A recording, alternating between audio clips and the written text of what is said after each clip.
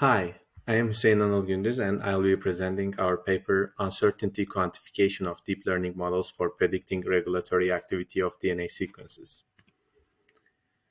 So, as a background, deep ensembles quantify uncertainty by combining the results from multiple models trained with random initialization.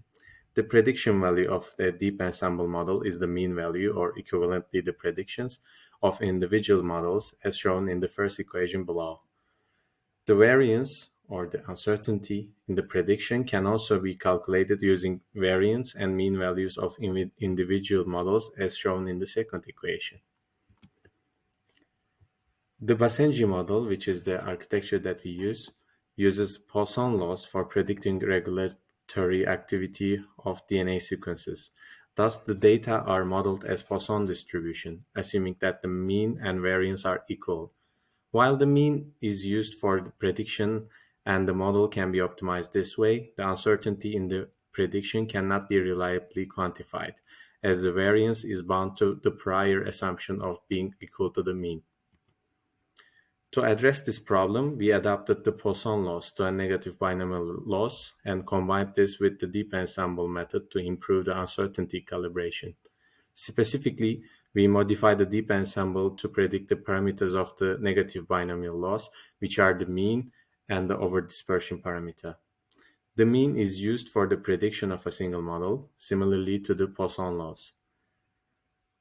The other learned parameter is used for the uncertainty quantification, as the variance of a single model in negative binomial loss is defined as sigma squared equals to mu plus alpha mu squared. Then the previously given formulas for the deep ensemble method are used to calculate the prediction and the uncertainty of the combined model. We study the effectiveness of the uncertainty quantification methods for in-domain generalization and benchmark the performance improvement when using the deep ensemble with our proposed loss. The dataset consists of human and mouse genome sequences that are more than 100,000 base pairs long. The target consists of expression values from human and mouse genomic tracks. This table shows average Pearson correlation and RMSE metrics on the test set across models on mouse and human datasets. Our modified deep ensemble improves performance metrics against original Basenji method and MC dropout. We studied the effect of using deep ensembles for an out-of-distribution task. Models trained on human and mouse are evaluated on human test data for regions containing only ALU elements, which are specific to human, which we call as OOD region, and regions without ALU elements, which are mostly shared between human and mouse, which we call excluding OOD region. The reported metrics are the average Pearson correlation, which indicates the prediction performance, and the negative log likelihood, which indicates the prediction uncertainty. We show that the deep ensemble model not only outperforms a single model in terms of prediction performance in the OOD region, but also has a higher NLL value for this task. This means that the model is more uncertain in its predictions for the OOD region, indicating a better ability to detect that the test set differs from the training set. For the non-OOD region, the deep ensemble model again outperforms a single model in terms of prediction performance, but this time it has a lower NLL value for this task. This means that the model is more certain in its predictions for the non-OOD region compared to a single model, indicating a better ability to detect that the test is similar to the training set. Another way to quantify uncertainty is conformalized quantile regression, which can compute confidence intervals with a user-defined confidence value. In the figure, conformal quantile regression generates 90% confidence intervals for genomic predictions for a model trained and tested on mouse data. The purple lines are the ground truth values, and the light blue intervals are the 90% confidence intervals.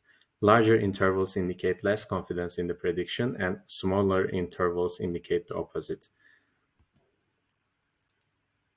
The change in the prediction uncertainty between predictions on an original sequence and a modified sequence can indicate degree of change in gene expression, with lower uncertainty for similar expression levels and higher uncertainty for significant expression level changes. This concept was tested using the saturation mutagenesis data, which includes experiments that record gene expression changes for all possible variants of a single nucleotide in the human genome. The data include reference nucleotides and 3 possible alterations for each variant, with expression changes measured as log-fold change. So in the figure on the left, you see the predicted change in cage expression for HepG plotted against experimentally validated log-fold change, with larger dots indicating predictions where the model is more uncertain.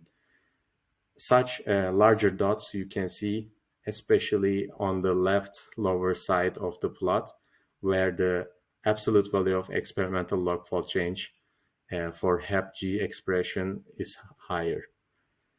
And in the figure on the left, we observe a moderate correlation between the absolute change in uncertainty and absolute value of experimentally validated log-fold changes in gene expression for a single nucleotide mutation. So as future work, we show you first this figure, which is a heat map of average predictive uncertainty, that is NLL, negative log likelihood, across all predictions made by deep ensemble on mouse set sequences. The uncertainty can be used to identify the regions with data problems. For example, the model is more uncertain in the yellow region, and the genomic tracks in this region can be further investigated to verify data quality. Thanks for listening.